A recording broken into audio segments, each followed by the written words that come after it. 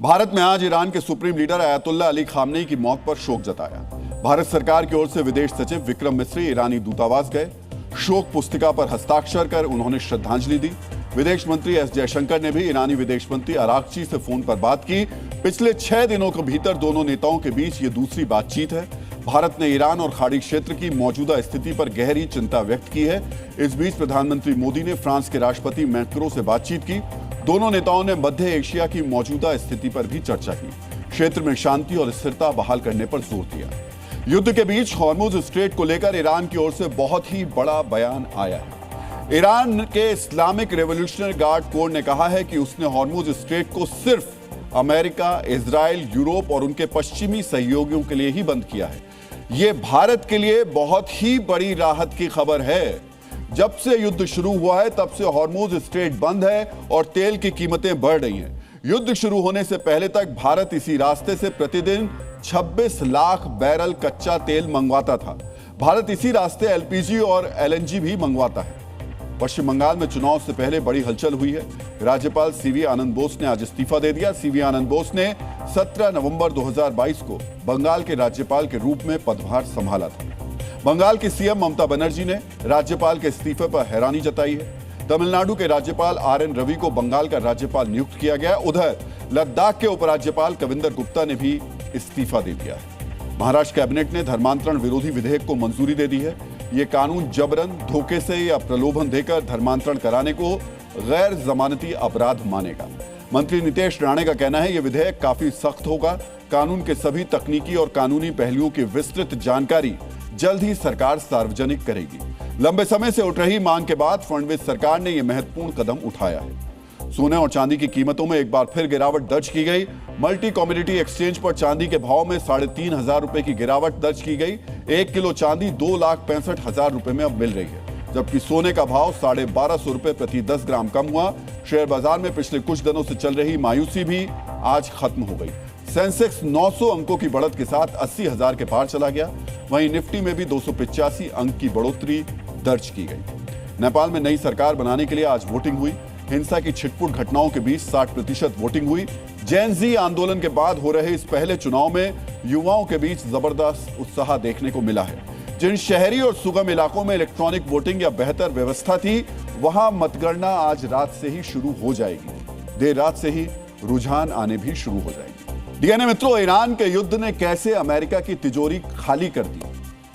अपनी खाली तिजोरी भरने के लिए ट्रंप कहां से और कैसे सोना बटोर रहे हैं, और आखिर खामनेई को मौत के 6 दिन बाद भी अब तक कब्र क्यों नहीं नसीब हो पा रही। ये वो सवाल हैं जिनको आज हम युद्ध के 6ठे दिन डिकोड करने वाले हैं। लेकिन उससे पहले आपको हमारे वॉर अपडेट के लिए यह जानना चाहिए कि आज युद्ध में यानी जंग के 6ठे दिन क्या कुछ नया और बड़ा हुआ। मित्रों, जंग के मैदान में आज की सबसे बड़ी खबर यह है कि ईरान के खिलाफ अमेरिका समर्थित कुर्द लड़ाके भी अब युद्ध में उतर गए हैं। इस खबर की पुष्टि खुद ईरान ने की है। ईरान की सरकारी मीडिया ने कहा है कि कुर्द लड़ाकों ने ईरान के पश्चिमी बॉर्डर से घुसने की कोशिश की थी, जिसे नाकाम करने के लिए ईरानी सेना ने फायरिंग की। मित्रों, सबसे पहले आपको यह जानना चाहिए ये कुर्द लड़ाके कौन है और ईरान को इनसे खतरा क्यों महसूस हो रहा है। कुर्द समुदाय के लोग ईरान, इराक और सीरिया के सीमावर्ती इलाकों में बसे हुए हैं। कुर्द भी इस्लाम के ही अनुयायी हैं, लेकिन इनकी परंपराएं शिया और सुन्नी मुसलमानों से थोड़ी अलग हैं। सालों से कुर्दों की मांग रही है कि ईरान, इराक और सीरिया के कुर्द बहुल इलाकों को मिलाकर स्वतंत्र कुर्दिस्तान बनाया जाए, जिसके लिए कुर्द गुट सशस्त्र संघर्ष कर रहे हैं। 2015-16 में जब इस्लामिक स्टेट के खिलाफ अमेरिका समेत नाटो की फौज ने सैन्य अभियान चलाया था, तो कुर्द हथियारबंद गुटों ने अमेरिका का साथ दिया था। आज अमेरिकी मदद की वजह से इन गुटों के पास तोप और अटैक ड्रोन जैसे बड़े हथियार भी आ गए हैं। मित्रों, आपको याद होगा 2 मार्च को अमेरिकी राष्ट्रपति ने कहा था कि जरूरत पड़ी तो ईरान पर जमीन के रास्ते भी हमला किया जाएगा। अब दुनिया को समझ में आ रहा है कि ट्रंप का मकसद अमेरिकी फौज को मैदान में उतारना नहीं था, बल्कि ट्रंप चाहते थे कि मिडिल ईस्ट में मौजूद ईरान विरोधी हथियारबंद गुट ईरान की फौज से लड़े। ट्रंप का यही प्लान अब कामयाब होता नजर आ रहा है। अगर ताकत की बात करें तो वर्तमान में ईरान विरोधी कुर्द गुटों के पास तकरीबन 8,000 लड़ाके हैं, जिनके पास हल्के से लेकर भारी हथियार हैं। इन कुर्द लड़ाकों को गुरिल्ला वॉरफेयर यानी छिपकर लड़ने में महारत हासिल है। इसी वजह से ईरान के इराक और सीरिया से लगते बॉर्डर पर ईरान की फौज के लिए कुर्द लड़ाके बड़ी चुनौती माने जाते हैं। मित्रों, आज जंग की दूसरी बड़ी खबर सामने आई ईरान के पड़ोसी देश अजरबैजान से। अजरबैजान और ईरान की सीमा पर स्थित नाखचिवान में ईरान ने ड्रोन अटैक कर दिया। ईरान के 2 सुसाइड ड्रोन्स ने इस क्षेत्र में स्थित एयरपोर्ट पर हमला किया। इस हमले में एयरपोर्ट और उसके नजदीक स्थित एक स्कूल की बिल्डिंग को नुकसान पहुंचा। ड्रोन अटैक के बाद अजरबैजान की सरकार ने इस कार्रवाई को अपने देश की संप्रभुता का उल्लंघन करार देते हुए ईरान पर पलटवार करने का दावा किया। मित्रों, ईरान लंबे वक्त से अजरबैजान पर इजरायली खुफिया एजेंसी मोसाद की मदद का इल्जाम लगाता रहा है। ईरान ने कई मौकों पर दावा किया है कि अजरबैजान में मोसाद के गुप्त अड्डे हैं, जिनके जरिए मोसाद ईरान के बॉर्डर पर लगातार निगरानी करता रहा है। मित्रों, अगर अजरबैजान ने ईरान के खिलाफ सैन्य कार्रवाई की तो इसका मतलब होगा कि अमेरिका और इजराइल के साथ साथ ईरान को एक और शत्रु का सामना करना पड़ेगा। मित्रों, अजरबैजान के साथ साथ आज एक और बड़ी खबर सामने आई जिसने बताया कि ईरान की मुश्किलें बढ़ने वाली हैं। इटली की मेलोनी सरकार ने ऐलान किया कि वो मिडिल ईस्ट में अपनी हवाई रक्षा प्रणालियों को तैनात करेंगे। दरअसल ईरान ने यूएई और कुवैत में फ्रांस और इटली के सैन्य अड्डों पर हमला किया था, जिसके जवाब में अब इटली ने सैन्य तैनाती का ऐलान किया। दूसरी तरफ नेटो के महासचिव मार्क रूट ने आज ईरान पर हमले को सही ठहराया। इस बयान से भी इशारा मिलता है कि जल्द नेटो के सदस्य ईरान के खिलाफ सैन्य अभियान में शामिल हो सकते हैं। मित्रों, पिछली बार 2003 में अमेरिका की कमान के तहत यूरोपीय देशों का गठबंधन मिडिल ईस्ट में उतरा था और सद्दाम हुसैन के शासन का अंत हो गया था। मित्रों, ईरान समर्थित हिजबुल्लाह ने आज इजराइल के खिलाफ खुले युद्ध का ऐलान कर दिया। हिजबुल्लाह के कमांडर नईम कासिम ने कहा कि उनका गुट किसी भी कीमत पर इजराइल के सामने सरेंडर नहीं करेगा। दूसरी तरफ इजराइल ने भी दक्षिणी लेबनान की सीमा की तरफ टैंकों को आगे बढ़ने के ऑर्डर दे दिए हैं। दक्षिणी लेबनान को हिजबुल्लाह का गढ़ माना जाता है। इजराइल ने पहले हिजबुल्लाह पर हमले किए थे, हवाई हमले, और अब टैंकों के जरिए जमीनी हमले की प्लानिंग बताती है कि हिजबुल्लाह को खत्म करने के लिए इजराइल लेबनान के अंदर घुसने से भी परहेज नहीं करेगा। मित्रों, आज इजराइल ने ईरान पर एक और बड़ा हवाई हमला किया। इजरायली एयरफोर्स ने बयान जारी करके कहा, यह एयरफोर्स का ईरान पर 12वां बड़ा हमला है। इस हमले में ईरान के खुर्रमाबाद शहर को निशाना बनाया गया। खुर्रमाबाद शहर ईरान की बासिज पैरामिलिट्री फोर्स का गढ़ माना जाता है। इन हमलों ने बता दिया कि IRGC के बाद अब इजराइल ईरान की दूसरी सबसे बड़ी पैरामिलिट्री फोर्स को कमजोर करना चाहता है। इजराइल ने ईरान के मिसाइल लॉन्चर्स यानी मिसाइल दागने वाले केंद्रों को भी निशाना बनाया। मित्रों, 28 फरवरी से लेकर अब तक ईरान के 300 मिसाइल लॉन्चर नष्ट कर दिए गए, जिसकी वजह से इजराइल के पलटवार की क्षमता काफी कम हो गई। अमेरिकी फौज के मुताबिक 1 मार्च की तुलना में आज ईरान के मिसाइल हमलों में 86% तक की गिरावट दर्ज की गई। मित्रों, ईरान ने अब अपनी हाइपरसोनिक मिसाइलों का बड़े पैमाने पर इस्तेमाल करना शुरू कर दिया है और यह बहुत गंभीर खबर है। आज ईरान की फौज ने एक वीडियो जारी करके खुर्रम शहर 4 मिसाइल दागने का प्रमाण दिया। ईरान ने एक बार फिर इराक में अमेरिकी सैन्य अड्डों को भी निशाना बनाया। इस हमले में सुसाइड ड्रोन यानी विस्फोटकों से लदे ड्रोन्स का इस्तेमाल किया गया था।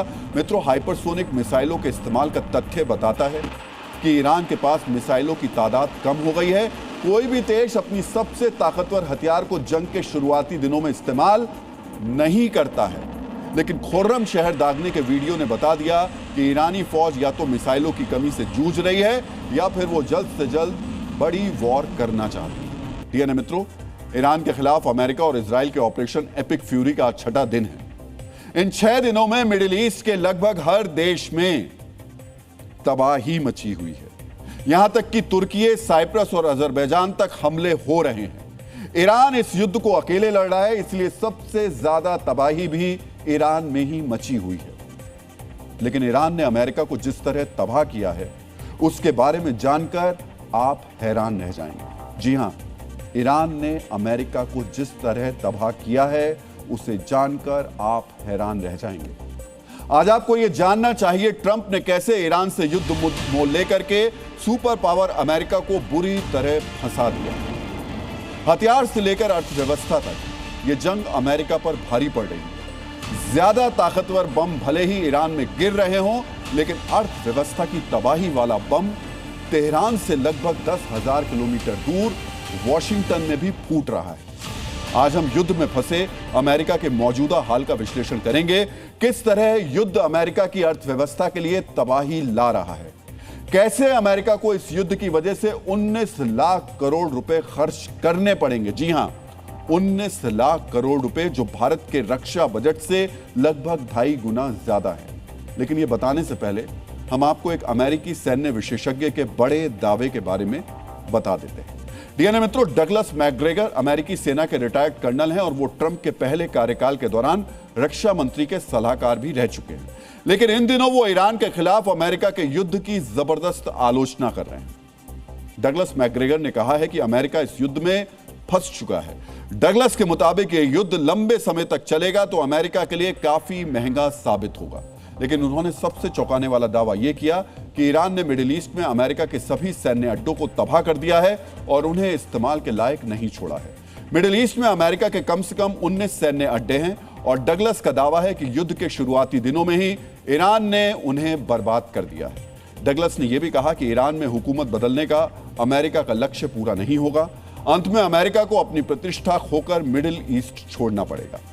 सोचिए, अमेरिका के एक पूर्व सैन्य अधिकारी युद्ध में अपने देश की हार की भविष्यवाणी कर रहे हैं। डगलस मैकग्रेगर सैन्य अधिकारी रहने के अलावा अमेरिकी रक्षा मंत्री के सलाहकार भी रह चुके हैं।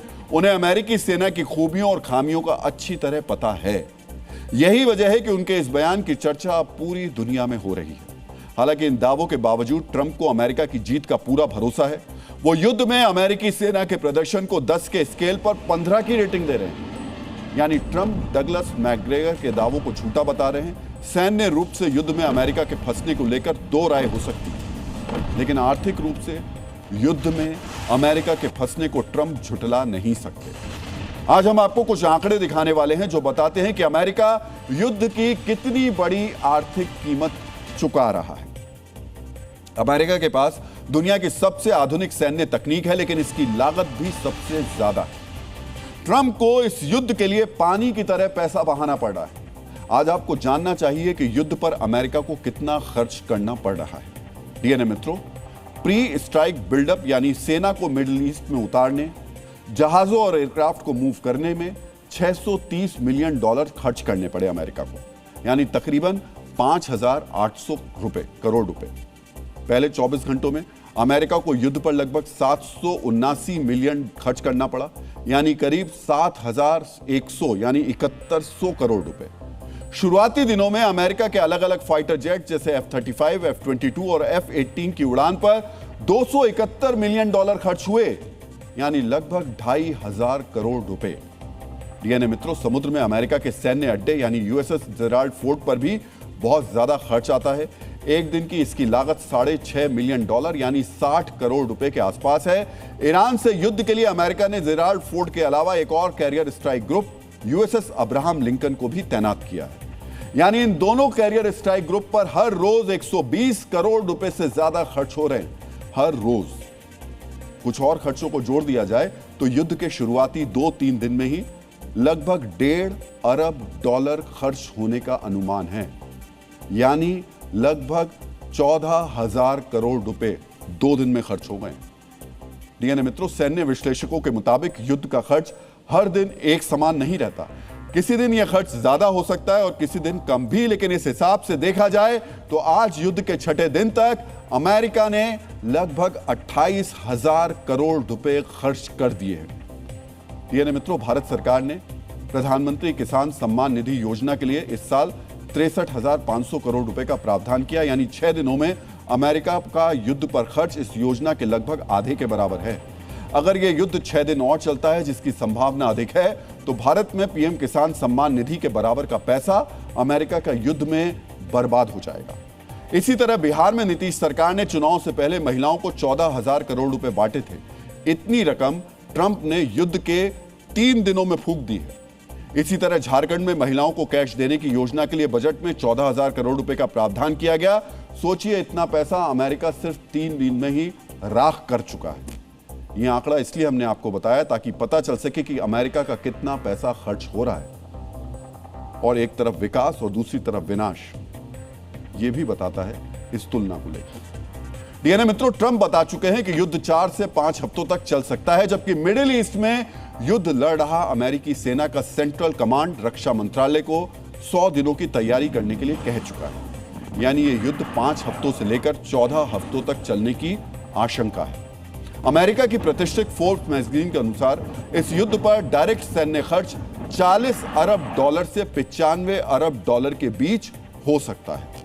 युद्ध के अप्रत्यक्ष खर्चों को जोड़ दिया जाए तो अमेरिका के लिए युद्ध की कुल लागत 210 अरब डॉलर तक जा सकती है। 210 अरब डॉलर यानी 19 लाख करोड़ रुपए से भी ज्यादा। डीएनए मित्रों, ये जो आंकड़े आप देख रहे हैं और सुन रहे हैं, उससे कोई देश आबाद हो सकता है, लेकिन ट्रंप इतनी बड़ी रकम का इस्तेमाल एक देश को बर्बाद करने के लिए कर रहे हैं और यह पैसा अमेरिका की जनता को चुकाना होगा। युद्ध की वजह से वहां महंगाई का बोझ बढ़ने वाला है। डीएनए मित्रों, एक तरफ तो ट्रंप ने अमेरिकी सुप्रीम कोर्ट को धमकी दी कि टैरिफ का पैसा रिफंड करने से अमेरिका बर्बाद हो जाएगा, दूसरी तरफ वो युद्ध लड़ रहे हैं और पैसा बर्बाद कर रहे हैं। टैरिफ के रूप में अमेरिका को 130 से 175 अरब डॉलर तक लौटाना पड़ सकता है, जबकि युद्ध का खर्च 210 अरब डॉलर तक जाने की संभावना है। 175 अरब डॉलर चुकाने पर वो बर्बादी की भविष्यवाणी कर रहे थे, लेकिन 210 अरब डॉलर खर्च करने का ट्रंप को कोई अफसोस नहीं है। यानी सुविधा के मुताबिक ट्रंप का नैरेटिव बदल जाता है।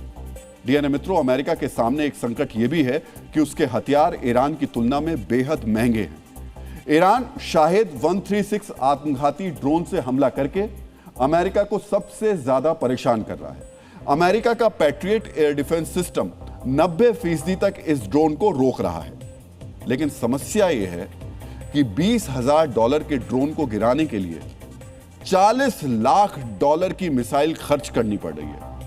सोचिए, कहां 18 लाख का ड्रोन और कहां उसे गिराने के लिए 36 करोड़ की मिसाइल। 200 गुना का फर्क है ये। इसका यह मतलब है कि ईरान के 1 रुपए की तुलना में अमेरिका को 200 रुपए खर्च करने पड़ रहे हैं। इसके अलावा ईरान की बैलिस्टिक मिसाइल भी अमेरिका की तुलना में काफी सस्ती होती है। डीएनए मित्रों, लागत में इस भारी अंतर का मतलब यह भी है कि अमेरिका के लिए लंबे समय तक इस युद्ध को जारी रखना आर्थिक रूप से बेहद महंगा साबित होगा। अमेरिका और इजराइल को उम्मीद थी कि इस अभियान से कुछ ही दिनों में ईरान का सैन्य और राजनीतिक ढांचा ध्वस्त हो जाएगा और देश में शासन परिवर्तन हो जाएगा, लेकिन उनकी योजना कामयाब नहीं हो सकी और अब तक खुद अमेरिका 100 दिनों तक के युद्ध की बात कर रहा है। मित्रों, यहां हम आपको एक एक्स्ट्रा जानकारी भी देना चाहते हैं। अफगानिस्तान में 20 साल तक चले युद्ध में अमेरिका को $2.25 ट्रिलियन से ज्यादा खर्च करना पड़ा था। इसी तरह इराक युद्ध पर अमेरिका को $2 ट्रिलियन खर्च करना पड़ा और विडंबना यह है कि इतनी बड़ी रकम खर्च करने के बाद भी अमेरिका को अफगानिस्तान से खाली हाथ लौटना पड़ा। अब कहीं ईरान युद्ध में भी अमेरिका का हाल वैसा ही ना हो जाए। यानी मित्रों, एक तरफ ट्रंप ईरान युद्ध में पानी की तरह पैसा बहा रहे हैं, वहीं दूसरी तरफ वो पैसा बटोरने का भी इंतजाम कर रहे हैं, लेकिन उनका पैसा बटोरने का यह तरीका मध्यकाल वाला है। उस समय ब्रिटिश हुकूमत भारत के संसाधनों और संपत्तियों को लूट कर ले जाती थी। सोना, चांदी, हीरे जवाहरात लूट कर लंदन भेज देती थी। उसी तरह ट्रंप भी गोल्ड बटोर रहे हैं। कहां से? वेनेजुएला से, जहां उन्होंने अघोषित तौर पर कब्जा कर लिया है। डीएनए मित्रों, वेनेजुएला की सरकारी खनन कंपनी मिनवेट से अमेरिका के साथ एक बड़ी गोल्ड डील पर हस्ताक्षर किए। ट्रंप ने अपनी इंटीरियर सेक्रेटरी डग बर्गम को यह समझौता करने के लिए भेजा था। कहने को यह डील है, दरअसल ट्रंप ने वेनेजुएला की कंपनी को गोल्ड डील करने के लिए मजबूर किया है और बंदूक की नोक पर साइन करवा लिया है। इस समझौते के तहत वेनेजुएला 650 से 1000 किलो तक गोल्ड बार अमेरिका के बाजार के लिए बेचने जा रहा है। रिपोर्ट्स के अनुसार यह सोना दुनिया की एक बड़ी कमोडिटी ट्रेडिंग कंपनी ट्रॉफीगोरा को उसको दिया जाएगा। ट्रॉफीगोरा इस सोने को अमेरिकी रिफाइनरियों तक पहुंचाएगी, क्योंकि जो सोना वेनेजुएला से आएगा वो पूरी तरह शुद्ध नहीं है। मौजूदा भाव के हिसाब से 1000 किलो सोने की कीमत लगभग 1650 करोड़ रुपए है। डीएनए मित्रों, अमेरिका ने यह समझौता उस समय किया जब अंतर्राष्ट्रीय बाजार में सोने का भाव 20% से ज्यादा बढ़ने का अनुमान है। इस पर सवाल इसलिए उठ रहे हैं क्योंकि मादुरो को सत्ता से हटाने के लगभग 2 महीने के बाद यह समझौता हुआ है। कुछ अमेरिकी सांसदों और विपक्षी नेताओं ने भी आरोप लगाए हैं कि अमेरिका की नजर वेनेजुएला के प्राकृतिक संसाधनों पर है। वो समझौते की आड़ में वेनेजुएला के संसाधनों पर अपना नियंत्रण स्थापित कर रहा है। सवाल यह भी उठ रहे हैं कि वेनेजुएला को सही पैसा मिलेगा या नहीं, क्योंकि वेनेजुएला के खर्च का हिसाब किताब अमेरिका ही रख रहा है। डीएनए मित्रों, वेनेजुएला खनिज संसाधनों के मामले में समृद्ध देश है। दुनिया में सबसे बड़ा तेल भंडार होने के साथ साथ यहां प्राकृतिक गैस का भंडार भी बहुत बड़ा है। लैटिन अमेरिकी देशों में वेनेजुएला के पास सबसे ज्यादा सोने का भंडार है। एक रिपोर्ट के मुताबिक वेनेजुएला के पास 644 टन सोने का भंडार है, लेकिन सरकार का कहना है कि वास्तविक आंकड़ा इससे बहुत ज्यादा है। कुछ अनुमानों के मुताबिक वेनेजुएला के पास 10,000 टन सोना है। अब कच्चे तेल के बाद ट्रंप की नजर वेनेजुएला के इसी भंडार पर पड़ी है। कहा जा रहा है 1000 किलो सोने की जो डील हुई है वो अभी शुरुआत भर है। आने वाले दिनों में ऐसे कई और समझौते होंगे। जब तक मादुरो थे तब तक अमेरिकी कंपनियों को वेनेजुएला से भागने के लिए मजबूर होना पड़ा था, लेकिन मादुरो के सत्ता से हटते ही अमेरिका वहां की अंतरिम सरकार के साथ लगातार समझौते कर रहा है। यहां तक कि वेनेजुएला का तेल भी अमेरिका ही बेच रहा है। मादुरो के सत्ता से हटने के बाद अमेरिका $2 अरब यानी 18,000 करोड़ रुपए से ज्यादा का वेनेजुएला का तेल बेच चुका है। सोचिए, तेल वेनेजुएला का, मगर उसका व्यापार अमेरिका कर रहा है। और तेल की बिक्री से जो पैसा मिलता है वो सीधे वेनेजुएला के पास नहीं जाता है। यह पैसा अमेरिका की निगरानी वाले कतर के एक फंड में जाता है। इसकी वजह यह है कि वेनेजुएला सरकार के खर्च का हिसाब किताब भी अब अमेरिका ही रख रहा है। जब वेनेजुएला की सरकार अपनी जरूरत बताती है तब अमेरिका उसे तेल की बिक्री से मिला पैसा दे देता है। अपना ही पैसा लेने के लिए वेनेजुएला की सरकार को ट्रंप के आगे हाथ फैलाना पड़ता है। मादुरो को सत्ता से हटाने के बाद अमेरिका ने वेनेजुएला की आजादी छीन ली है। मौजूदा राष्ट्रपति डेल्सी रोड्रिगेज ट्रंप के इशारे पर काम कर रही हैं। इसी का नतीजा है जो ट्रंप मादुरो के खून के प्यासे थे वो अंतरिम राष्ट्रपति डेल्सी रोड्रिगेज की तारीफें कर रहे हैं। ट्रंप ने समझौते के बाद कहा कि डेल्सी रोड्रिगेज शानदार काम कर रही हैं। दोनों देशों के बीच संबंधों में प्रोफेशनलिज्म देखना बहुत ही सुखद है। सोचिए, जो ट्रंप मादुरो के सत्ता में रहते वहां की विपक्षी नेता मारिया कोरिना मचाडो की तारीफ करते थे, जिन्होंने अपना नोबेल पुरस्कार ट्रंप को सौंप दिया था, वो अब मचाडो की जगह उनकी विरोधी डेल्सी रोड्रिगेज का गुणगान कर रहे हैं। इससे एक बार फिर साबित होता है कि अपने फायदे के लिए ट्रंप कुछ भी कर सकते हैं। आर्थिक फायदे पर ट्रंप की इसी नजर के कारण यह सवाल भी उठ रहे हैं कि कहीं ईरान की सत्ता पर कब्जा करके ट्रंप वहां के तेल संसाधनों पर भी कब्जा तो नहीं करना चाहते, और इसी वजह से वो अमेरिका का अरबों डॉलर युद्ध पर फूंक रहे हैं। ट्रंप अमेरिकी खजाने को समृद्ध बनाने की मिशन में जुटे हुए हैं। इसके लिए वो साम दाम दंड भेद यानी हर तरीके की रणनीति अपना रहे हैं। पहले मादुरो को उठवा लेना, वेनेजुएला से तेल के लिए मुंह मांगा सोना बटोरना और अब ईरान पर हमला ट्रंप के इसी मिशन का हिस्सा है। ट्रंप के लिए अमेरिकी हितों को पूरा करना ही धर्म है, तो ईरान के लिए ट्रंप और नेतन्याहू का खून बहाना उसका धर्म बन गया है। मित्रों, ईरान अमेरिका युद्ध में ट्रंप नेतन्याहू का खून बहाने के लिए आखिरकार फतवा आ ही गया। अब हम विस्तार से बारूदी युद्ध को धर्म युद्ध बनाने वाले इस फतवे का विश्लेषण करेंगे। ईरान के मौलानाओं ने अमेरिका इजराइल ईरान युद्ध को धर्म युद्ध में बदल दिया है। शिया धर्मगुरुओं ने खूनी फतवा जारी कर दिया है। फतवे में ट्रंप और नेतन्याहू की हत्या को जायज करार दिया गया है और ऐसा फतवा छोटे से बड़े कई मौलानाओं ने जारी किया है। ईरान के ग्रैंड आयतुल्ला अब्दुल्ला जवादी अमोली ने जो फतवा जारी किया उसमें ट्रंप और जायोनिस्टों यानी यहूदी समर्थकों का खून बहाने को अनिवार्य बताया गया है। ईरान के ही आयतुल्ला नासिर माकराम शिराजी ने फतवे में ट्रंप और नेतन्याहू को मुहारिब घोषित किया है, उन्हें इस्लाम के खिलाफ युद्ध छोड़ने वाला बताया है। फतवे में ट्रंप और नेतन्याहू को मौत की सजा देने की बात कही गई है। इराक के शिया धर्मगुरु सैयद हाशिम अल हैदरी ने भी अमेरिका इजराइल के खिलाफ फतवा जारी किया। फतवे में ट्रंप नेतन्याहू की हत्या की बात कही गई है। इन प्रमुख शिया धर्मगुरुओं के अलावा ईरान के 11 अलग अलग मौलानाओं ने भी अमेरिका इजराइल के खिलाफ फतवा जारी किया है। इन सारे फतवों का निचोड़ है अमेरिका और इजराइल की तबाही। प्रसिद्ध विचारक और वैज्ञानिक अल्बर्ट आइंस्टीन ने कहा है कि युद्ध मानव जाति का सबसे बड़ा शत्रु है और धर्म के नाम पर युद्ध इसे और भी विनाशकारी बनाता है। मित्रों, बारूदी युद्ध को अब धर्म के रंग में रंग कर और विनाशकारी करने की तैयारी की जा रही है। सबसे पहले ये समझते हैं कि इस फतवे को क्यों बारूद से भी ज्यादा विनाशकारी और खतरनाक बताया जा रहा है। इसकी वजह है ग्रैंड आयतुल्ला की पदवी। मित्रों, ग्रैंड आयतुल्ला की पदवी शिया इस्लाम की सबसे बड़ी धार्मिक पदवी है। दुनिया भर के शिया मुसलमान ग्रैंड आयतुल्ला से धार्मिक मुद्दों पर राय ले सकते हैं। ग्रैंड आयतुल्ला खुद इस्लामिक कानून बना सकते हैं। इनकी लिखी किताबें, फतवे और राय शिया मुसलमानों में सबसे प्रामाणिक मानी जाती हैं। पूरी दुनिया में चुने हुए विद्वान ही इस रैंक तक पहुंचते हैं। ग्रैंड आयतुल्ला के फतवों का ईरान के अलावा इराक, लेबनान और दूसरे शिया बहुल देशों में बड़ा असर होता है। मित्रों, यहां हम समझ लेते हैं कि फतवा होता क्या है। फतवा इस्लामी कानून यानी शरिया के जानकार योग्य विद्वानों द्वारा दी गई कानूनी राय है। फतवा इस्लामी न्यायशास्त्र का हिस्सा है। अमेरिका के पूर्व राष्ट्रपति रिचर्ड निक्सन ने कहा है कि इतिहास की सबसे खूनी युद्ध धार्मिक युद्ध रहे हैं। इसलिए मिडिल ईस्ट की बारूदी लड़ाई के अब और रक्त रंजित होने की आशंका है। मित्रों, समझिए, दुनिया भर में करीब 26 करोड़ शिया मुसलमान हैं। यह दुनिया की आबादी का करीब 3% है। ईरान, इराक, अजरबैजान और बहरीन में शिया बहुसंख्यक हैं, लेकिन कई देशों में अल्पसंख्यक हैं और पूरी दुनिया में शिया मुसलमानों की मौजूदगी है। मित्रों, ग्रैंड आयतुल्ला का फतवा कितना बड़ा खतरा है, इसे समझने के लिए 1 मार्च को पाकिस्तान के कराची में हुए हिंसक हंगामे को समझना चाहिए। अमेरिकी बमबारी में खामनेई की मौत के बाद शिया मुसलमानों ने कराची के अमेरिकी काउंसलेट को घेर लिया। काउंसलेट के बाहर आग लगा दी। उन्मादियों की भीड़ दीवार तोड़कर बिल्डिंग में घुसने की कोशिश कर रही थी।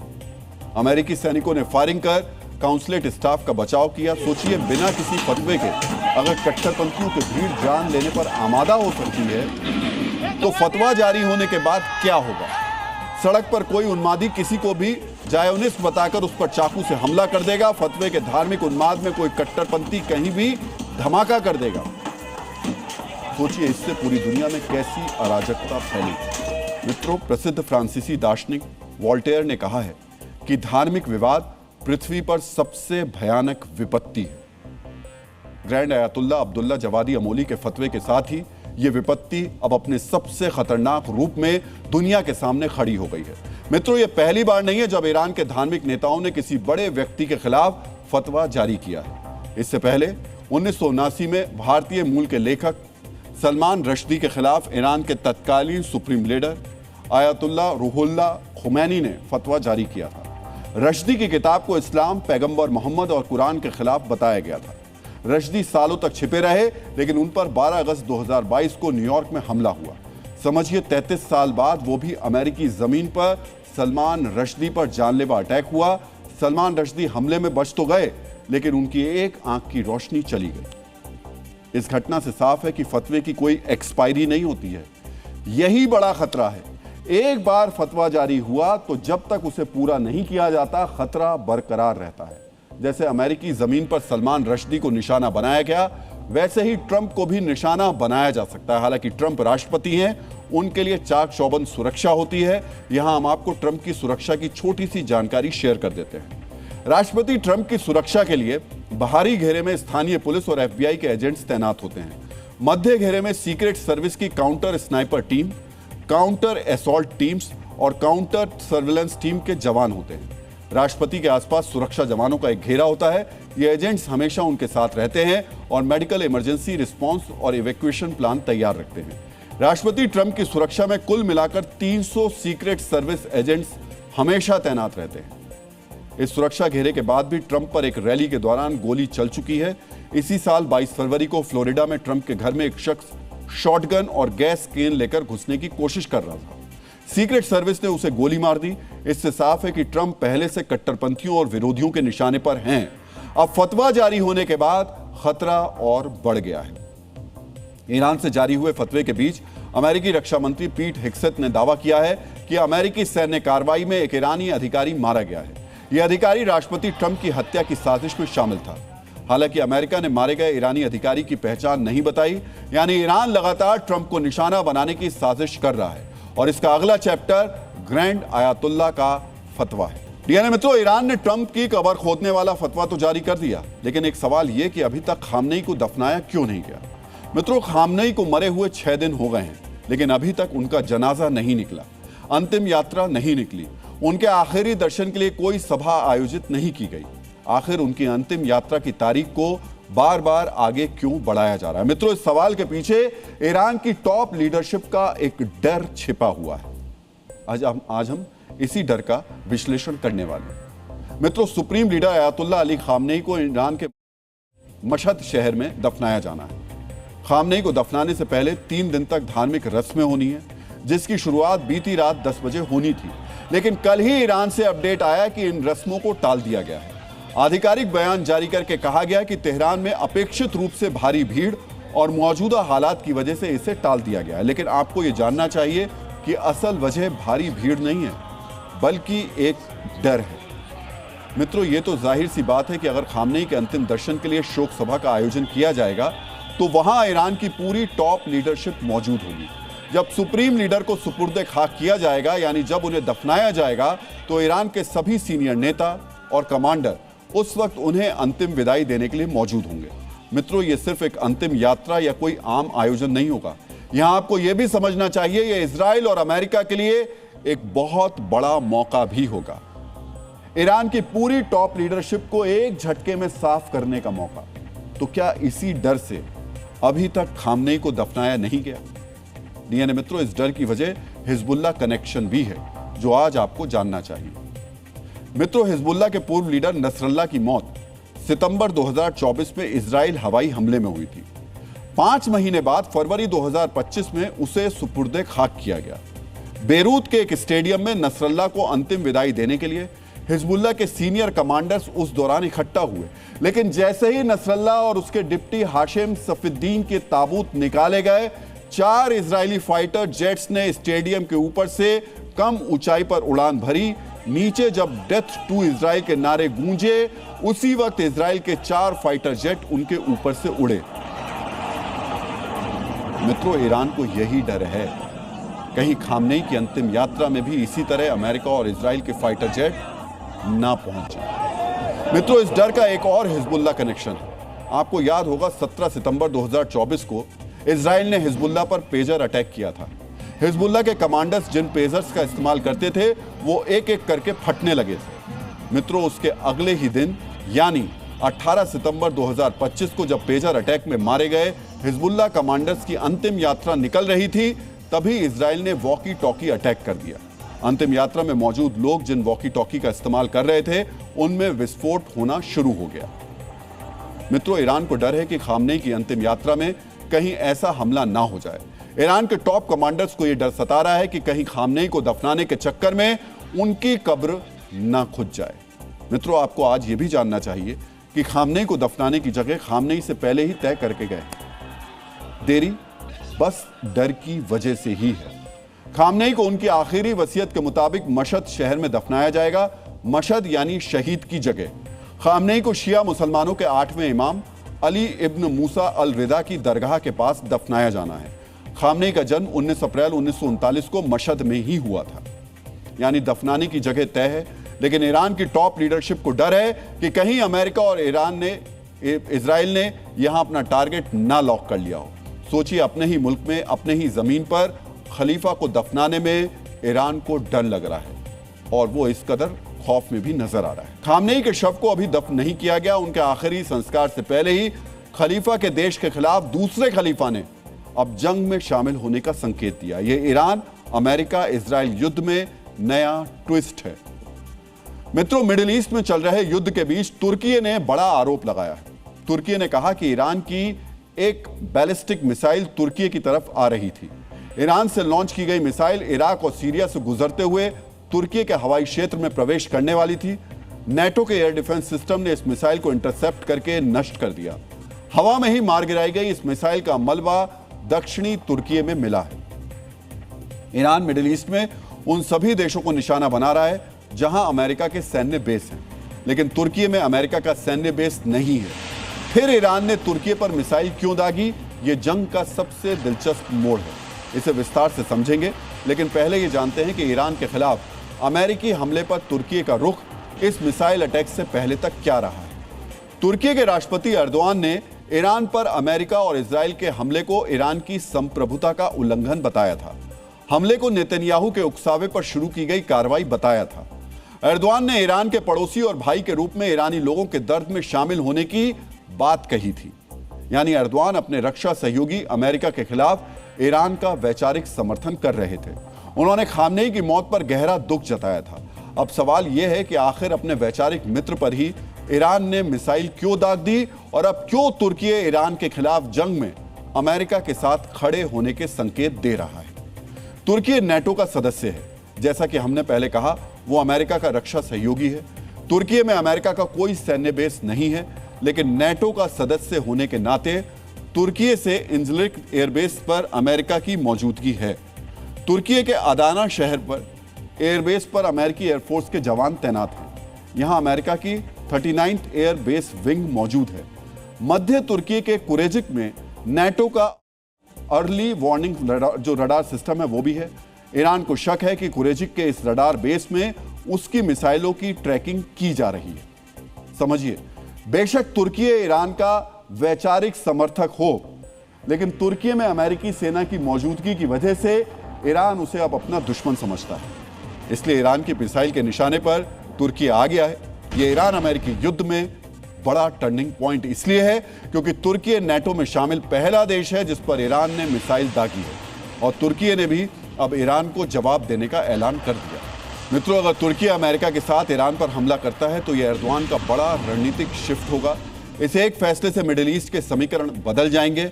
ऐसा क्यों, पहले इसे समझ लेते हैं। तुर्की का इजराइल से सीधा टकराव रहा है। ईरान पर अटैक को भी एर्दोआन नेतन्याहू की सनक बता रहे थे। इजराइल ने तुर्की को घेरने के लिए ग्रीस और साइप्रस के साथ सैन्य गठबंधन बनाया है। तुर्की इजराइल और ईरान की दुश्मनी में अपना फायदा देख रहा था। इजराइल की पावर को बैलेंस करने के लिए तुर्की ईरान का वैचारिक समर्थन कर रहा था, यानी वो चाहता था कि ईरान मजबूत हो, जिससे इजराइल का फोकस ईरान की तरफ रहे, तुर्की की तरफ नहीं। यह एर्दोआन का पावर बैलेंस था। नेतन्याहू पर्दे के पीछे से ईरान को मजबूती चाहते थे, लेकिन अब यह वैचारिक गठबंधन टूट गया। ईरान और तुर्की का वैचारिक गठबंधन टूटने के बाद ईरान अमेरिकी युद्ध की तस्वीर बदल सकती है। अगर तुर्की सीधे तौर पर ईरान के खिलाफ युद्ध में शामिल होता है तो वो नेटो का पहला सहयोगी देश होगा जो अमेरिका के साथ आएगा। लड़ाई में तुर्की के शामिल होने से अमेरिका को तुर्की में मौजूद नेटो सैन्य बेस इस्तेमाल करने की सहूलियत मिलेगी। इससे अमेरिका को और सैन्य मजबूती मिल जाएगी। मिडिल ईस्ट में अमेरिका, इजराइल और तुर्की का नया गठजोड़ भी बन सकता है। नेटो के युद्ध में शामिल होने से युद्ध का आर्थिक बोझ भी साझा होगा, यानी अमेरिका का आर्थिक नुकसान भी कम होगा। डीएनए मित्रों, ईरान और तुर्की की संभावित अदावत के बाद अब हम आपके सामने उस बड़ी खबर का विश्लेषण करने जा रहे हैं जिसकी वजह से ईरान के युद्ध की आंच हिंद महासागर तक पहुंच गई है। मित्रों, हिंद महासागर में अमेरिका की एक पनडुब्बी ने ईरानी नौसेना के जहाज IRIS डेना को तबाह कर दिया। खबरों के मुताबिक यह हमला श्रीलंका के अंतर्राष्ट्रीय सीमा के नजदीक किया गया और इस अटैक में ईरानी नेवी का जहाज पूरी तरीके से तबाह हो गया। मित्रों, यहां आपको जानना चाहिए कि ईरान का यह जहाज भारत के मिलन नौसैनिक अभ्यास में हिस्सा लेने आया था। यह अभ्यास 25 फरवरी यानी ईरान के युद्ध के शुरू होने से 3 दिन पहले ही खत्म हो गया था। अमेरिका ने ईरानी जहाजों को क्यों बर्बाद किया? हिंद महासागर तक जंग का प्रभाव पहुंचने के क्या मायने हैं? मित्रों, इन सभी सवालों का हम आपको जवाब देंगे, लेकिन उससे पहले आपको उस हमले के बारे में जानना चाहिए जिसमें ईरान के जहाज के चीथड़े उड़ गए। मित्रों, अमेरिकी नौसेना की एक पनडुब्बी 3 मार्च से इस जहाज का पीछा कर रही थी। 4 मार्च को अमेरिकी पनडुब्बी उतने फासले पर पहुंच चुकी थी जहां से जहाज पर हमला किया जा सके। हमला करने की स्थिति में पहुंचते ही अमेरिकी नौसेना ने इस जहाज पर एक टॉर्पीडो दागा। टॉर्पीडो की चोट के बाद यह जहाज पूरी तरह तबाह हो गया। इस हमले में 87 ईरानी नौसैनिकों की मौत हो गई। मित्रों, टीवी न्यूज और अखबारों में आपने कई बार यह शब्द यानी टॉर्पीडो सुना और पढ़ा होगा। मित्रों, टॉर्पीडो शब्द की उत्पत्ति एक मछली से जुड़ी हुई है। इस मछली को इलेक्ट्रिक रे कहा जाता है। दरअसल इस मछली को छूने पर बिजली के झटके जैसा एहसास होता है। इस मछली के अंदर प्रकृति ने ऐसी सुरक्षा तंत्र दिया है कि खतरा महसूस होने पर मछली के शरीर से ऊर्जा निकलती है जो बिजली के करंट जैसी होती है। इस ऊर्जा के संपर्क में आने से कुछ सेकंड के लिए हाथ सुन्न हो जाता है। प्राचीन ग्रीस और रोम में सुन्न होने के लिए लैटिन भाषा का शब्द टॉर्पेट इस्तेमाल किया जाता था। इसी वजह से ग्रीस और रोम के लोगों ने इलेक्ट्रिक रे मछली को टॉर्पीडो कहना शुरू कर दिया।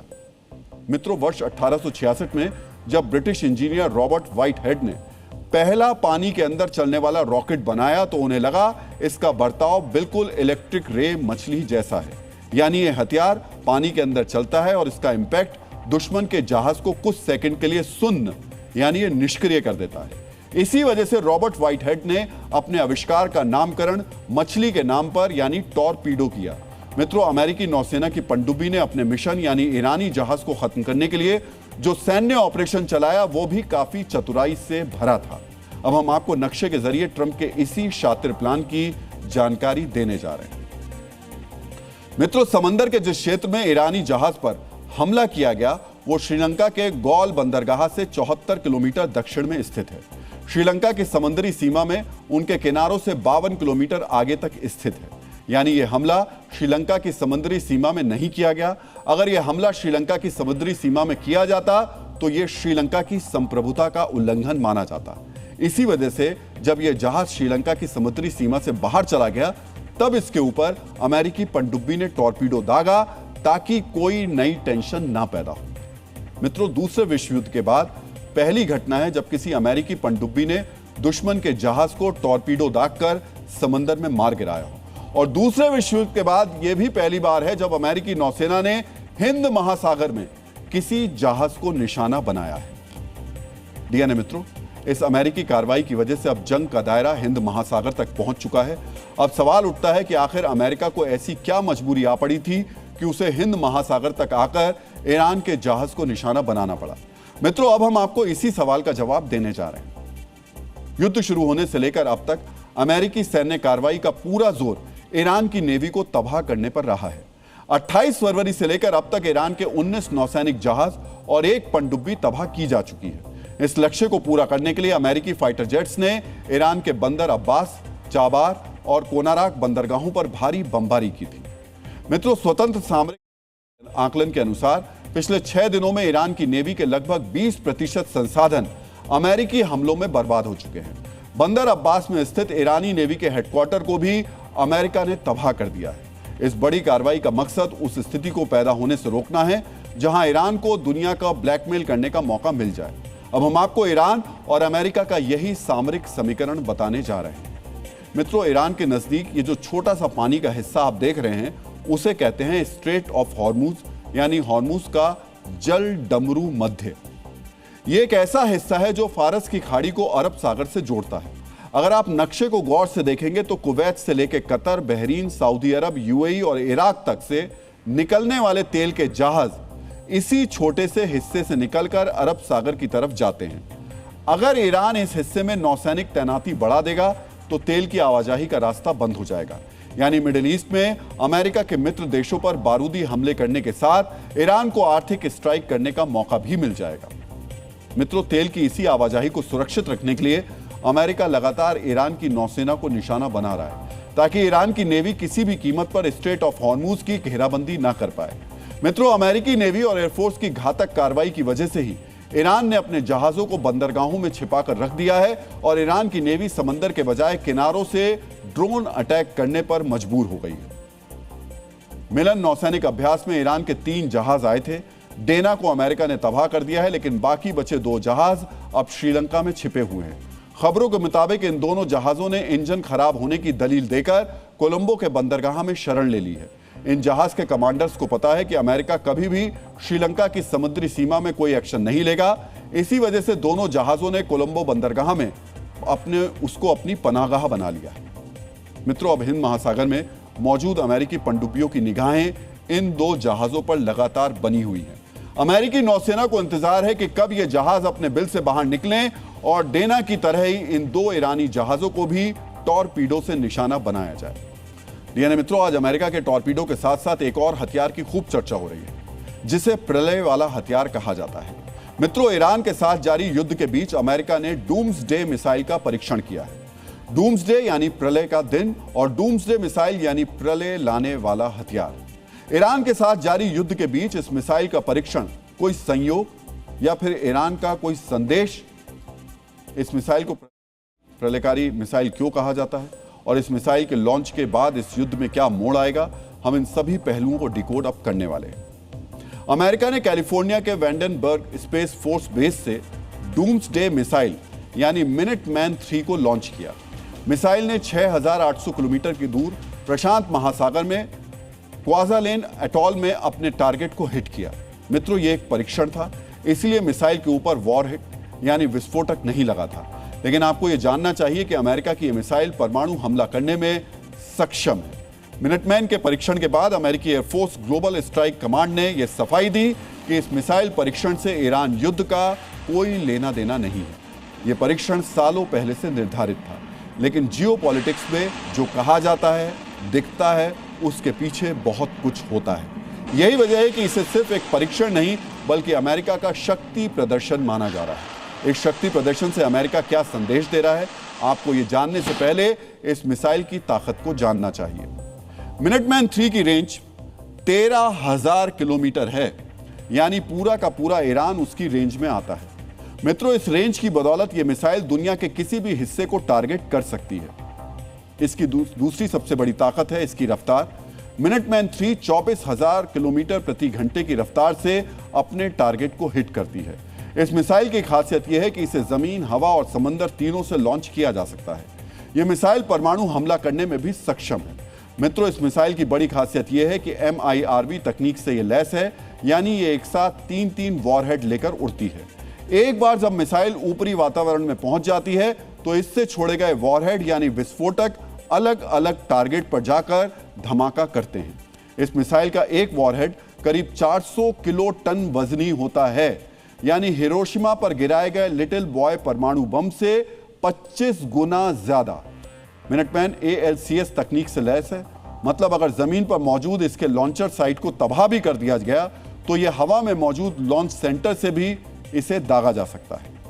मित्रों, अमेरिका के पास ऐसी 400 मिसाइल इस वक्त तैयार हैं जो एक ट्रिगर पर ईरान में प्रलय ला सकती है। यही वजह है कि इस टेस्ट को ईरान के लिए अमेरिका का स्पष्ट बारूदी संदेश माना जा रहा है। मित्रों, इस परीक्षण से अमेरिका ने साफ कर दिया कि अगर ईरान का पलटवार जारी रहा तो वो किसी भी हद तक जा सकता है। ईरान बार बार धमकी दे रहा है कि उसका अगला हमला और तीव्र होगा और बड़ी मिसाइल से होगा।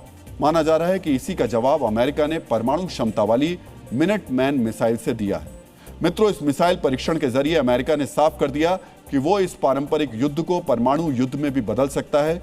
यही वजह है कि उसने अपने तरकश का प्रलयकारी हथियार दिखा दिया है। अब हम उस राजनीतिक खबर का विश्लेषण करने वाले हैं जो आज सबसे ज्यादा ट्रेंड कर रही है। आज हर किसी के मन में एक ही प्रश्न है कि एक मुख्यमंत्री जिन्होंने सिर्फ 105 दिन पहले ही शपथ ली थी, वो राज्यसभा क्यों जाना चाहते हैं?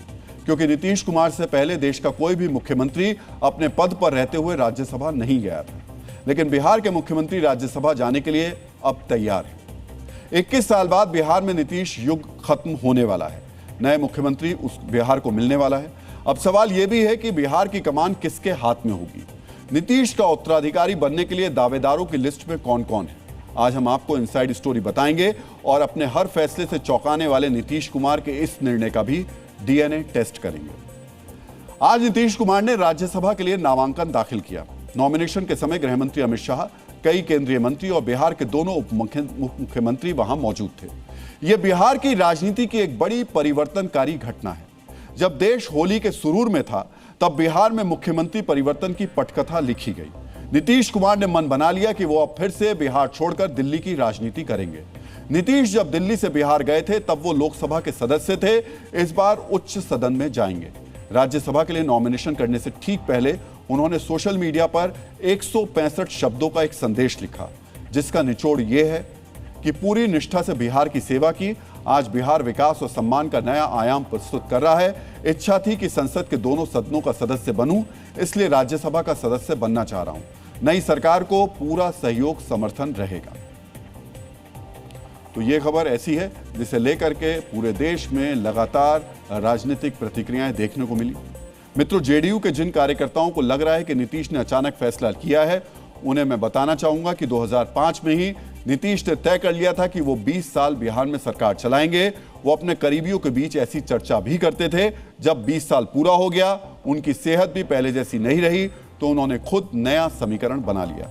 सूत्र बताते हैं कि जेडीयू के कार्यकारी अध्यक्ष संजय झा के जरिए उन्होंने बीजेपी के शीर्ष नेतृत्व से बात की और इस पर सहमति बनी कि नीतीश के बाद पार्टी का नेतृत्व उनके बेटे निशांत करेंगे। सरकार में निशांत नंबर 2 यानी डिप्टी सीएम बनेंगे। जेडीयू से एक दूसरा डिप्टी सीएम दलित होगा, जबकि तीसरा डिप्टी सीएम बीजेपी से होगा। मुख्यमंत्री बीजेपी का होगा और उस रेस में अभी 2 नाम सबसे आगे हैं। पहला सम्राट चौधरी जो अभी बिहार के डिप्टी सीएम हैं और दूसरे केंद्रीय गृह राज्य मंत्री नित्यानंद राय।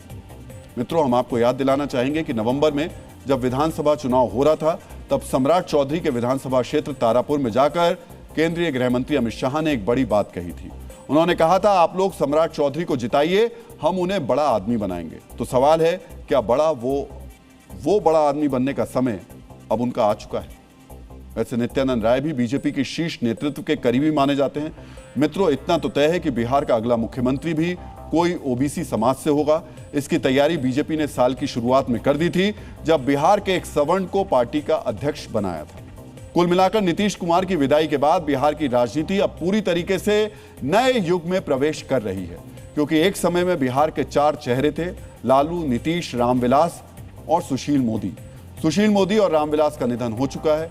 लालू यादव चुनावी राजनीति से दूर हैं और अब बिहार से नीतीश कुमार भी विदा हो रहे हैं। बताया जा रहा है कि 9 अप्रैल को के बाद नीतीश बिहार छोड़ देंगे। डीएनए में आज का संदेश, शांति कायरता नहीं बल्कि वो साहस है जो विनाश के सामने भी मानवता को ही चुनता है, क्योंकि शांति का एक कदम विनाश से 100 कदम दूर ले जाता है।